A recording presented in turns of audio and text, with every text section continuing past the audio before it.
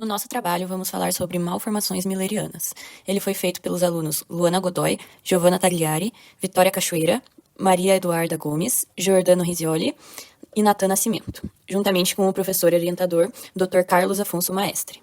Na definição das malformações millerianas, temos que elas resultam de alterações no desenvolvimento dos ductos millerianos, isso durante a embriogênese, podendo afetar a formação das tubas uterinas, do útero e da parte superior da vagina.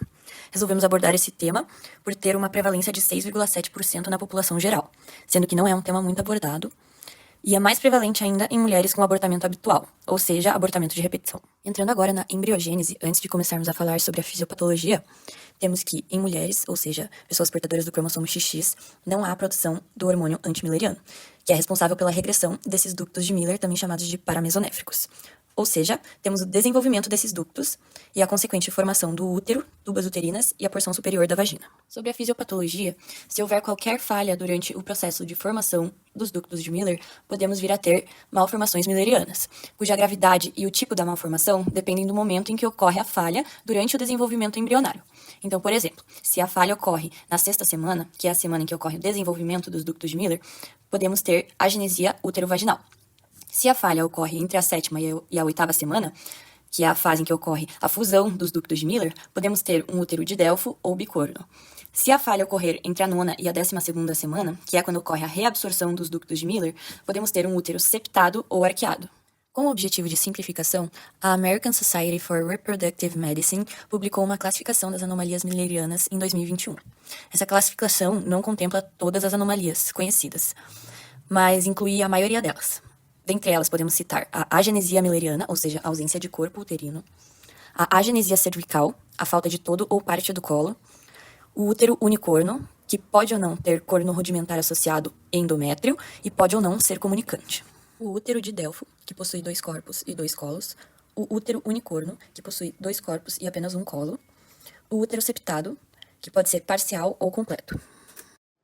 Embora as próximas duas classificações não sejam malformações millerianas propriamente ditas, a Sociedade Americana de Medicina Reprodutiva incluiu, em 2021, essas duas classificações na mesma diretriz de malformações millerianas, por serem condições que afetam diretamente a fertilidade. Então, a figura de número 13, demonstrando o septo longitudinal vaginal, e a figura de número 14, o septo vaginal transversal. Outras malformações incluem a agenesia vaginal, onde não temos a formação do útero, trompas e do terço superior da vagina, como é o caso da síndrome de Rokitansky, e a atresia vaginal, onde temos a presença do canal vaginal, porém este se encontra obstruído ou fechado, parcialmente ou completamente. Então, como quadro clínico, essas pacientes podem apresentar amenorreia secundária ou até mesmo primária, se for um caso de criptomenorreia, dor pélvica, infertilidade, abortos recorrentes, problemas obstétricos, como uma apresentação fetal anômala ou complicações no parto, e, por fim, ela pode ser completamente assintomática. Para o diagnóstico, é fundamental uma boa anamnese e um exame físico bem feito. A indicação dos exames complementares pode variar conforme o quadro clínico da paciente e a disponibilidade desses exames. Então, aqui nesse slide estão alguns exemplos, como a ultrassonografia, a ressonância magnética, histerosalpingografia, a laparoscopia, que poderia ser tanto diagnóstica quanto terapêutica, e, por fim, alguns exames genéticos para afastar condições sindrômicas. No tratamento de agenesias vaginais, geralmente inicia-se com o uso de dilatadores, pela técnica de Frank. Alguns dilatadores podem ser observados aqui na figura 15 à direita do slide. Caso não funcione, pode ser necessária a construção de uma neovagina. As atresias, por sua vez, podem ser consideradas uma urgência ginecológica, então, geralmente, a opção acaba sendo esterectomia, a fim de evitar complicações graves. E, por fim, o tratamento do útero unicorno só é necessário se essa porção rudimentar não comunicar com o endométrio funcional. Nesse caso, deve ser realizada a ressecção do corno acessório. O útero de Delfo geralmente não necessita de intervenções, por ter um bom prognóstico reprodutivo.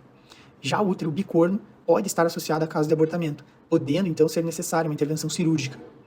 No caso do útero septado, essa é a malformação com pior prognóstico reprodutivo. Então, o tratamento muitas vezes é a ressecção desse septo por histeroscopia. E, por fim, o tratamento do septo vaginal transverso, que consiste na ressecção desse septo, e posteriormente pode ser necessário o uso de dilatadores vaginais, que demonstram ali um melhor prognóstico. Deixamos aqui nesse slide as referências do trabalho e agradecemos pela oportunidade.